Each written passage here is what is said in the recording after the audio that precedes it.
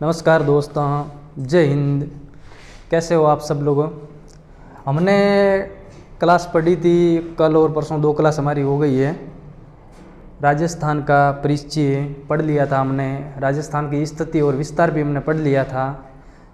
तो आज हमारा टॉपिक होने वाला है वो है राजस्थान का भौतिक प्रदेश।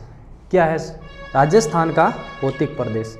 राजस्थान का भौतिक प्रदेश में हम पढ़ेंगे जैसे मरुस्थलीय प्रदेश है, पश्चिमी मरुस्थलीय प्रदेश, अरावली पढ़ेंगे, पूर्वी मैदानी भाग पढ़ेंगे, दक्षिण पूर्वी पठारी भाग पढ़ेंगे।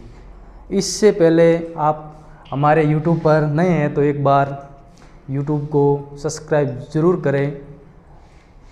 तो हम टाइम वेस्ट ना करते हुए हमारा टॉपिक लेते हैं, राजस्थान का भौतिक प्रदेश। क्या है हमारा आज का टॉपिक है राजस्थान का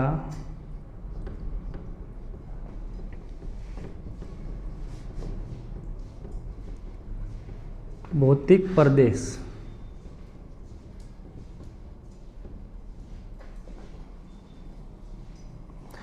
भौतिक प्रदेश को हम पढ़ते हैं, वैसे राजस्थान भूगोल के में राजस्थान का भौतिक प्रदेश है, बहुत बड़ा पार्ट है। यानी राजस्थान भूगोल में सबसे बड़ा पार्ट है वो राजस्थान भौतिक प्रदेश है। तो इसको हम ज़्यादा नहीं डीपली नहीं पढ़ेंगे, BSTC लेवल को लेंगे तो इसमें हम भौतिक प्रदेश को हम 4 पार्ट में बांटते हैं। यानी भौतिक प्रदेश के 4 भाग हैं। 4 भाग कौन कौन से हैं? वो है पश्चिमी मरुस्थलीय प्रदेश,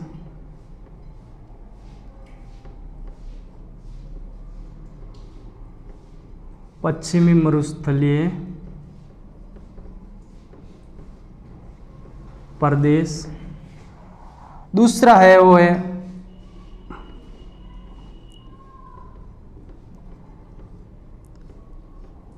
अरावली। तीसरा पार्ट हम पढ़ते हैं राजस्थान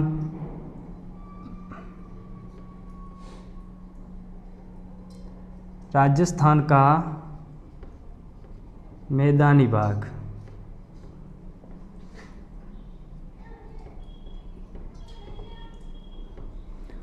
और चौथा भाग है वो है राजस्थान का पठारी भाग। पठारी यहाँ आड़ोती वाला भाग।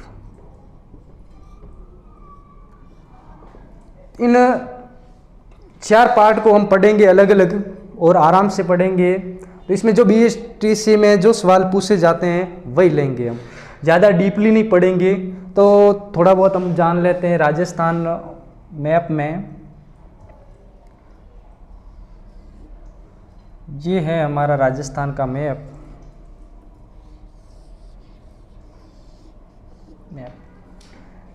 राजस्थान मैप के अंदर ये भाग है वो राजस्थान का ये मरुस्थलीय भाग है, यानी पश्चिमी भाग है वो मरुस्थलीय भाग है, ये पूरा का पूरा। और ये 20 वाला भाग है वो है अरावली। और ये भाग पड़ता है वो पड़ता है मैदानी भाग। ये है मरुस्थल, ये हमारा पड़ता है अरावली, ये मैदानी भाग, और ये है आड़ोती का पठार।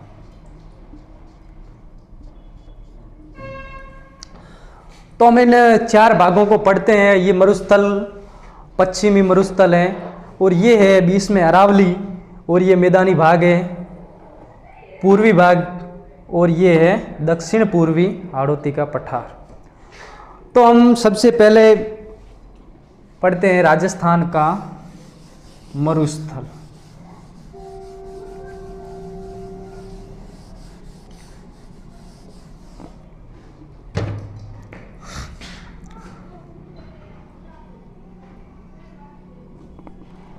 क्या पढ़ते हैं? राजस्थान का मरुस्थल लेते हैं हम।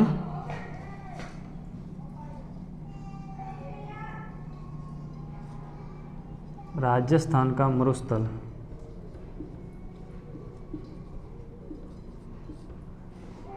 राजस्थान का पश्चिमी भाग मरुस्थल यानी सूखा प्रदेश है। यानी राजस्थान मरुस्थल की उत्पत्ति की बात करें, इसकी उत्पत्ति की हम बात करें तो ये उत्पत्ति कहाँ से हुई है?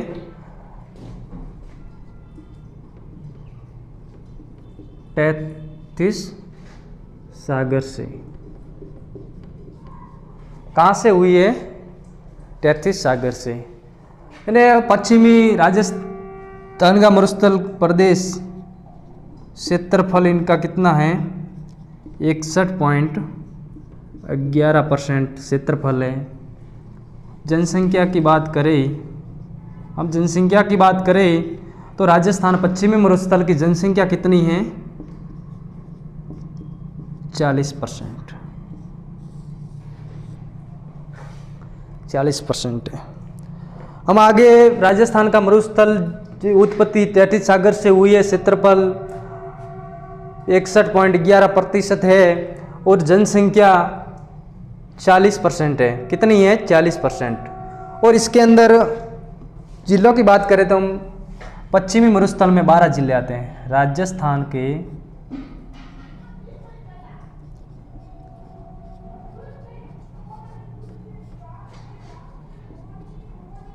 पश्चिमी मरुस्थल में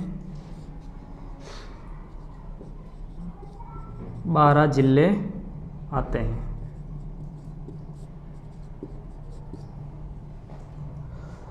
ये पश्चिमी मरुस्थल, जिनकी जलवायु की बात करें हम,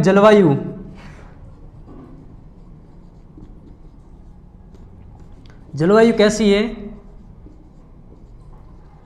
शुष्क, अर्ध शुष्क।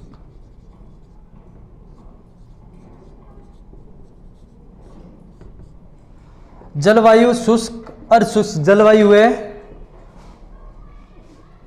12 जिले आते हैं। तो ये राजस्थान जो मरुस्थल है, ये 25 सेंटीमीटर वर्षा रेखा को, यानी मरुस्थल को 2 भागों में काटती है। ये प्रदेश है वो शुष्क है और ये प्रदेश है वो अर्ध शुष्क है।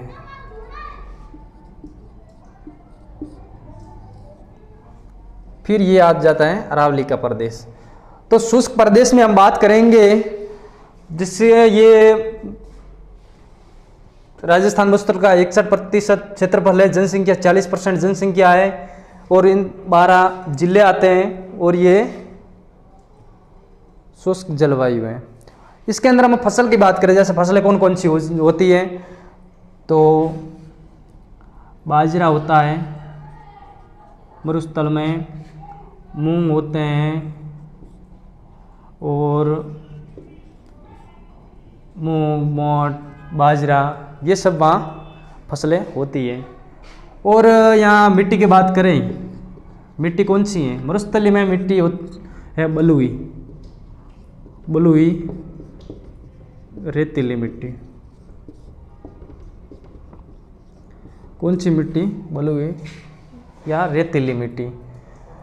तो पश्चिमी मरुस्थल में आपको इतना ही ध्यान रखना है, या तो जलवायु, या उत्पत्ति कहाँ से हुई है, मिट्टी कौन सी है, बस इतना ही याद रखना है। इसके आगे हम जैसे शुष्क की बात करें और अर्ध शुष्क में हम पढ़ते हैं, ये ऊपर ये घग्गर का मैदान है, बीच में ये नागौर उच्च भूमि है और यहाँ पढ़ते हैं गोंडवाना लैंड और यहाँ पड़ता है हमारा शेखावाटी।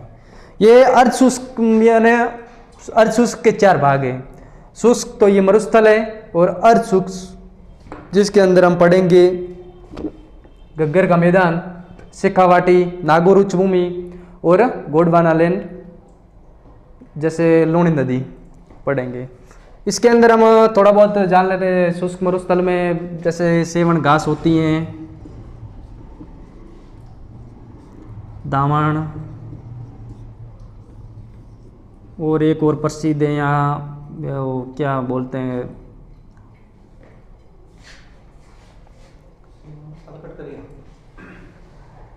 पीवना सरप।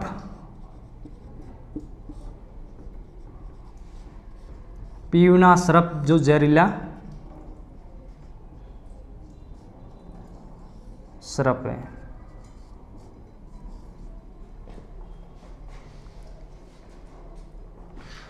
एक और है यहाँ शुष्क मरुस्थल में संदन नलकूप।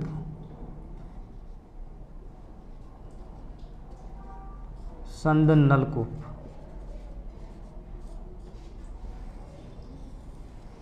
आपने पढ़ा होगा, नहीं पढ़ा है तो संदन नलकूप, जिसे थार का घड़ा भी कहते हैं। क्या कहते हैं? थार का घड़ा।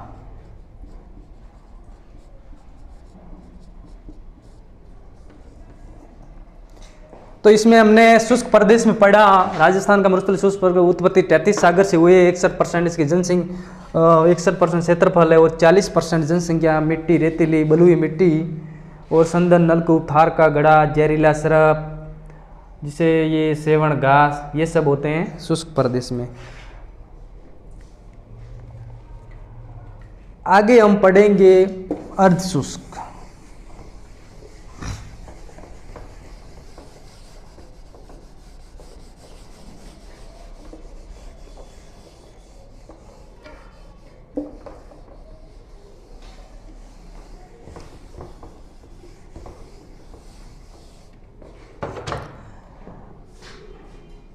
जैसे हमने पढ़ा शुष्क, दूसरा पार्ट पढ़ते हैं हम अर्ध शुष्क।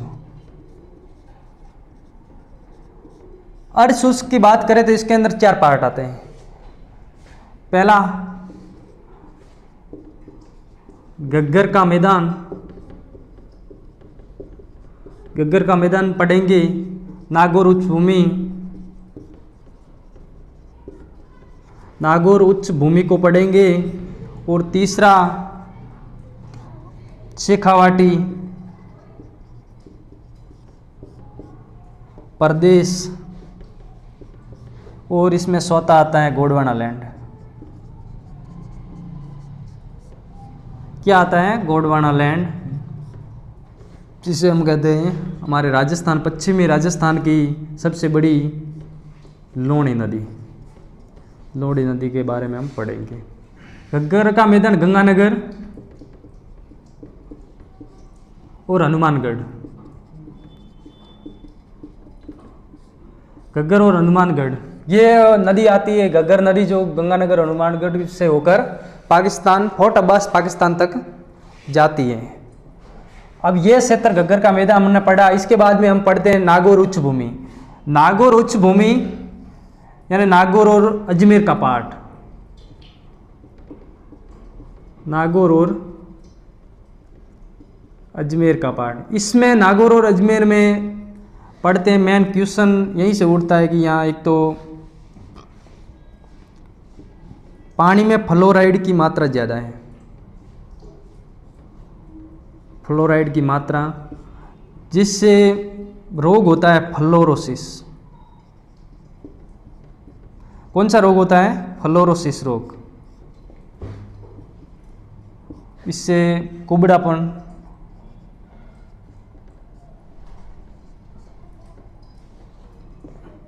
रीढ़ की हड्डी टेढ़ी हो जाती है,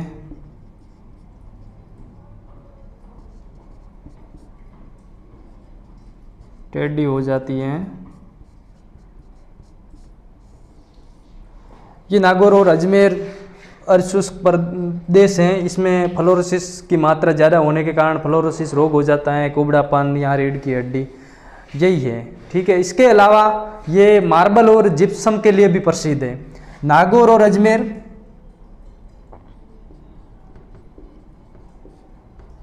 नागौर और अजमेर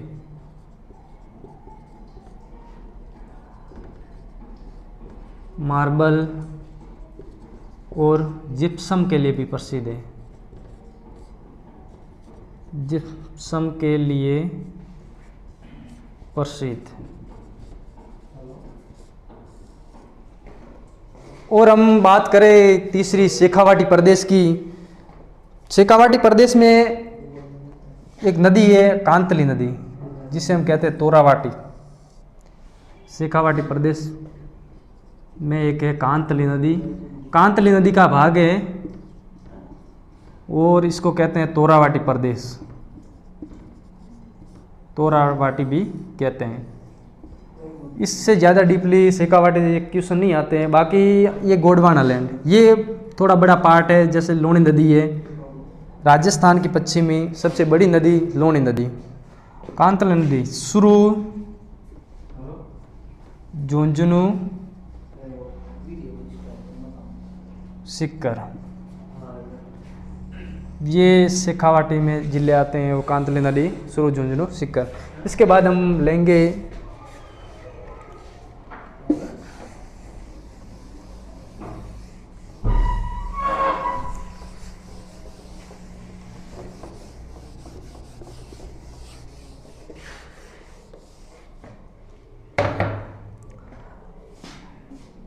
गोंडवाना लैंड। क्या लेंगे?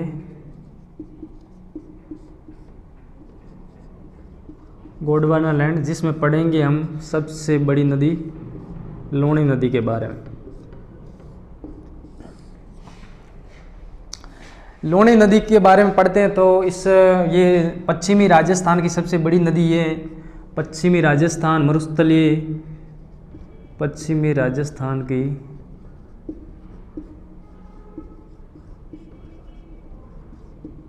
सबसे बड़ी नदी, जो अजमेर से आती है और आती हुई जोधपुर, जालौर, पाली, बाड़मेर से होती हुई गुजरात चली जाती है।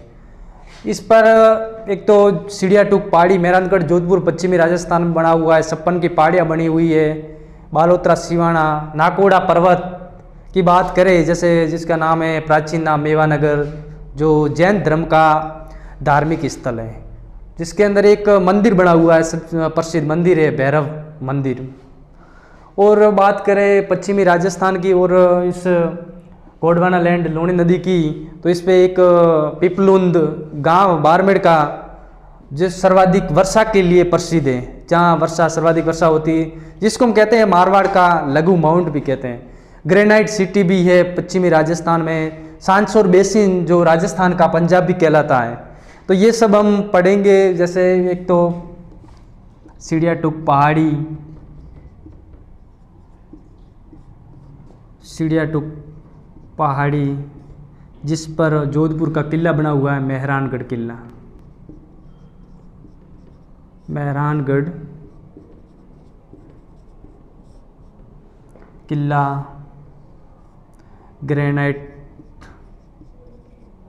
ग्रेनाइट सिटी जालोर,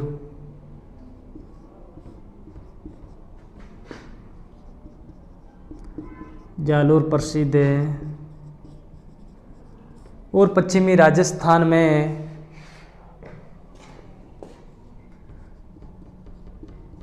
नाकोड़ा पर्वत। नाकोड़ा पर्वत कहाँ पर है? बाड़मेर में। कहाँ पर है? बाड़मेर में। जो जैन धर्म का धार्मिक स्थल है, जैन धर्म का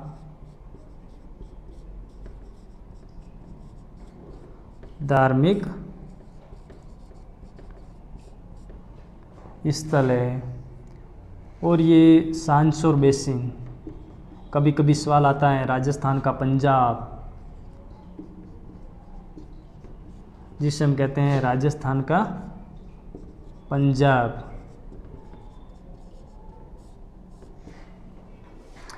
और ग्रेनाइट सिटी है, सांसोर बेसिन है। पिपलुंद गांव बाड़मेर, सर्वाधिक वर्षा वाला।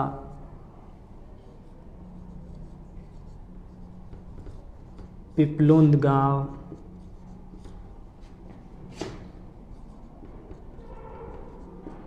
बाड़मेर सर्वाधिक वर्षा के लिए प्रसिद्ध है।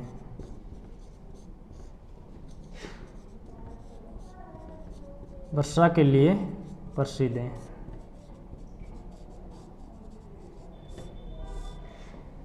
जिसे हम क्या कहते हैं? मारवाड़ का लघु माउंट। इस पिपलुन को कहते हैं मारवाड़ का लघु माउंट।